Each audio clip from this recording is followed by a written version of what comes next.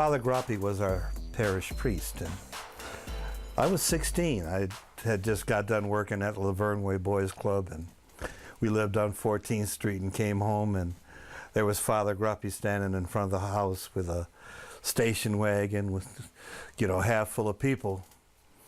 And my mom was upstairs on the porch, said, "You're going, come up, hurry up and get your stuff together." I had no idea what was happening. And I got up there, and she threw some sandwiches in my gym bag and a little change of stuff, and off I went. And not until we were on the highway was it explained to me where we were going. And for a 16-year-old kid in Milwaukee at that time, with the heaviness of racial crimes in the South. We got that through Ebony and Jet magazine. We didn't get it as much on TV or the Milwaukee Journal. Talking about going south to some degree. It was scary. I'd never been past Chicago. Here we're going to Washington. And I just remember waking up that morning cold and going to a restaurant and hearing that Southern accent for the first time, and it was like, whoa. But beyond that, coming out into that day, that glorious day, in walking to join the gathering, it was people coming from all directions, all ages, all races. You know how it is when you're at a game and everybody wants the same thing? That's the way this was. It was that feeling of wanting the same thing. And as a 16-year-old boy from Milwaukee, it was truly my coming of age. And so that's how we got there. And I'll never forget coming down the mall and coming to the concert. And it was probably like the first big-time concert with tens of thousands. If you want to think about it that way. Mahalia Jackson, Pete Seeger, Peter, Paul, and Mary. I got to know them later on. Joan Baez, I worked with her, in voter campaigns, and it was like something else. And, I was with Groppi and other people from St. Boniface, but with all the people, we got lost. I'm a kid. I'm a teenager. I remember splashing my feet in the water in the pond and wandering up, up the steps, and I saw the podium, and there was some scaffolding over there, and there weren't many people up there, but I went up there to get a good view, and I sat up there for a while, and it just started to fill up with people. And I remember it was kind of like standing room only, and I'm about 10 feet from the podium. And I remember getting bumped, and I looked over, and there were these brothers with military caps on, and it was the Muslim brothers who were guarding King. And I always wanted to think that King bumped me as he walked by too. But there the day began, and you can't forget that moment in terms of that power from that podium. But also me being in a position to look out over 200,000 people. Oh, it was awesome. As the speakers made their presentations, and that day, that day we marched for access to housing. We marched for access to jobs. We marched for access to education. Healthcare wasn't in there because the unions thought they had it covered, so that wasn't one of the demands. So there were representatives from those different areas. And at the same time, when Dr. King took the podium, it was a whole different sense, a whole different command. Feeling that power of him having 200,000 people right in the palms of his hands.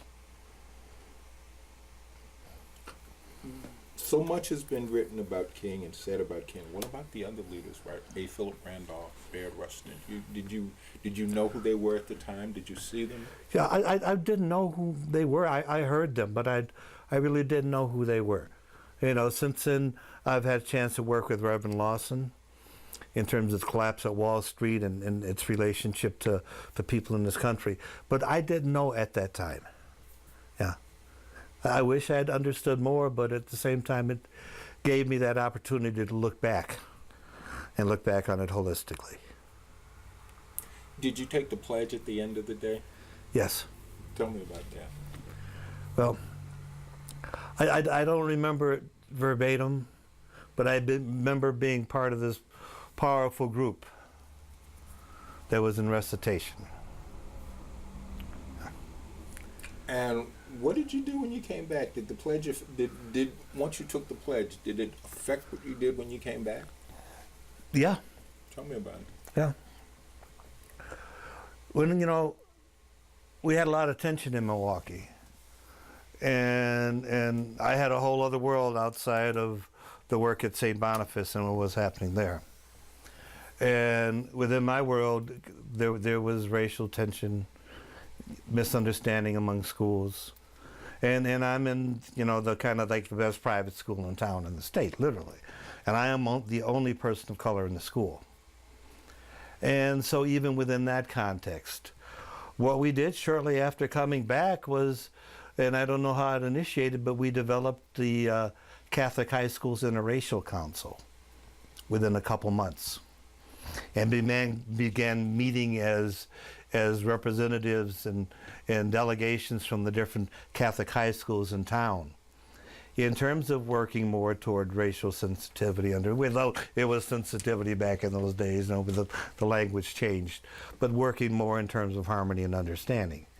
And back in those days, there was a black high school, St. Benedict's. There was a mixed high school, Mesmer, and after that, everything was lily white, pretty much. In high school, I worked full time. In college, I worked full time, and with other things, that wasn't my focus. And at the same time, I was more involved with some of the initial stages of the Black Panther Party here. And the youngest in that group, kind of always the youngest trailing along. But I was not directly involved in the open housing. What did you do as a Black Panther here in Milwaukee? Well, that was early on. And so a lot of conversation, it was before some of the hugely negative stuff with the police. And by then I had moved out of town in terms of employment. But one of the things as we talk about King that I can't forget is, I think it was 67 or 68, 67, he was campaigning with Hubert Humphrey. And that was after Johnson had turned his back, especially as King moved more towards social economic issues. And the war didn't hurt either, So I remember King visiting a small Baptist storefront church up on Green Bay. And we as Panthers helped provide security, and got the chance to say hello, how are you, thanks for your work. Do you think the goals of the march were met? At that time, I think we have to look at it in terms of periods of time. I think in terms of the goals, it created some momentum that changed some laws. And for a period, there was a feeling of hope and moving along. And at the same time, in terms of our society, that movement of nonviolence, of working within the democracy, which had its roots in labor, to civil rights, and then into the women's movement, and into the universities movements, and so proud to have grown up through that. That whole kind of catalyst in terms of our society was huge. And at the same time, as I look back right now, and we talk about that time, I have to bring up the issue that too many Americans are still dreaming. That we go 3 steps forward, 2 steps back. That we've lost ground on affirmative action in Brown versus the Board of Education. that now we have homelessness and evictions. And our jobs have literally been moved away. And that standard of living that we were garnering and growing with has gone as the gap between the rich and the poor grows. And there's real significance in terms of King's life at that stage where he turned to social and economic justice and made the connections with war and went to the support of the garbage workers in Memphis. And many turned their backs on him at that time. And the beginning of the Poor People's Campaign. We can relate that to Occupy. We can relate that to so much that is happening in this world today and around the world. And oftentimes we think about, well, what would King do if he were with us today? And coming from that framework, and that he was unbossed, and unbought. I like the way Cornel West says that, unbossed, and his care for humanity. He'd be speaking up against drones and killing around the world without license. He'd be speaking up against the O's of Wall Street and the growing gap. He'd be, instead of talking about black men and white men, he'd be talking about Muslims and Asians and Native Americans and everybody in our melting pot here. And at the same time, he'd be talking about our children. How accurate is current popular history about the march?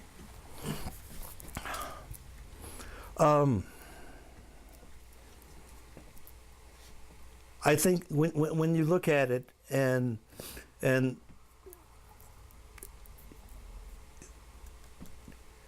I guess one of my favorite phrases is the old African proverb that until the lions get their own historians, the hunters will always glorify the march, glorify the hunt.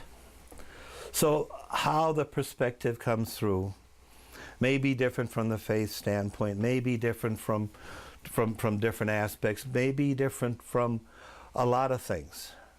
But at the same time, for those who were there and those who wished they were there, it was something very special and something that affected things the rest of our lives. Whether or not, we had the opportunity to be active, or whether or not we had the opportunity to educate or to share.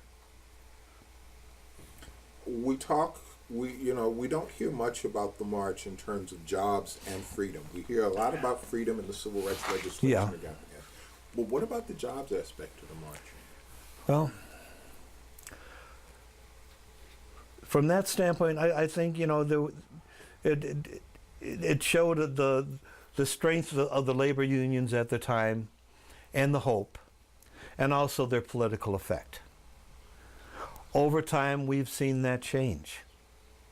And corporate globalization is something that, I could talk about for the next hour in terms of the jobs that we had here and where they are now and why, So, I grew up in Milwaukee at that time when a good man, and I say that because women weren't in the workplace as much, when he could drop out of high school and have a $25 an hour job with union benefits.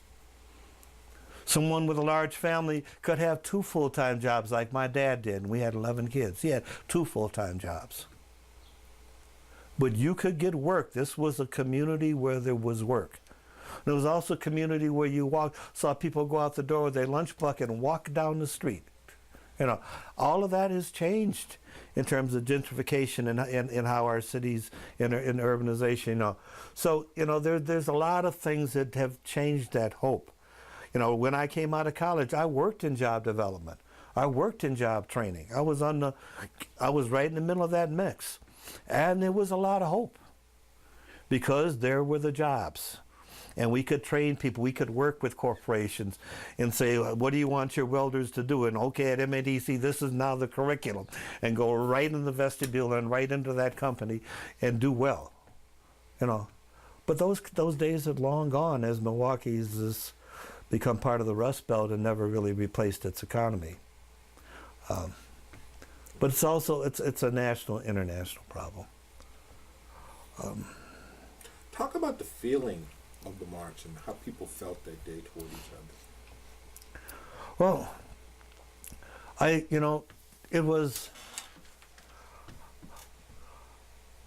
went from kind of being a cool morning to just this warm, sunny, glorious day. And just the human experience of coming together in the biggest gathering in the history of the country. Just that human experience. I remember going to a baseball game at Milwaukee County Stadium for the first time, and there might have been 30,000 people there, 200,000 people. Wow. And like I said, all ages. As a 16-year-old kid, was like, well, look at all of these women and all these shades and all these ages, and it was just like this eye-opening experience of getting out of Milwaukee and being in Washington for the first time, and not thinking historically, but feeling history all around you. And so from that standpoint, it's something that's few people get to experience. But those people who've been involved in the social movements since then, as I mentioned, that came out of that, have had similar experiences. And we in the peace movement, during the people say, oh, we're the people out in the streets like they were during the Vietnam War. As a leader in this country's peace movement, 3 times we brought 500,000 people to that same space. So it's a real feeling that began with that great march, and where there was the Million Man March or whichever kind of march. There's so much in this country, and people say to me like what should I do? And I said, well, whatever strikes your heart. There is so much to do. But I put out the call to action. And the call to action is understanding Dr. King and understanding his values. When you see or hear something that you know that he would disagree with, that he would speak up against, you should do that. You should call your representative. You should let people know. And that's the way that we keep hope alive. Is there anything I haven't asked you that you wanted to talk about?